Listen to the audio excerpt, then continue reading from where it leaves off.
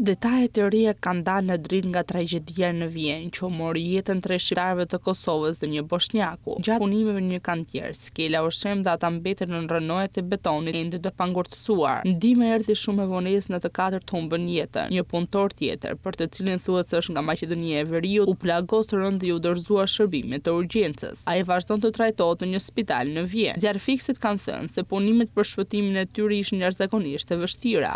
Oborri i ngushtë e vështirësoi ndjeshëm qasjen tek të bllokuarit. Niveli i alarmit u rrit shpejt në 2 dhe u kërkuan forca shtesë. Për të arritur tek punëtorët, fillimisht u krijuan disa hyrje. Gardhet e dyert u hoqën, ndërsa ekipet filluan të largojnë pjesët e shembura të skelës dhe formimit si dhe armaturat e hekurta. Veçanërisht i vështirë ishte largimi i betonit ende të lëngshëm, që u krye me dorë. Rreth 120 forca me rreth 30 automjete të zjarfikës dhe mbrojtjes civile ishin në vendngjarje. Gradualisht u nxorën 2 nga punëtorët e bllokuar, por konstatuan të vdekur. Për të nxjerrë 2 viktimat e tjera, duhet të hiqeshin pjesë të tjera të rrënojave të bllokuara. Vetëm pas kësaj ishte e mundur të vazhdojë largimi i betonit që tashmë po ngurtësohej. Rreth 2 orë të gjysmë pas fillimit të ndërhyrjes, edhe 2 të tjerë u nxorën të vdekur. Ambasada e Kosovës në Austri ka reaguar zyrtarisht duke konfirmuar se Pajtim Bajrami, Aslan Musli dhe Istrev Zeka ishin qytetarë të Kosovës.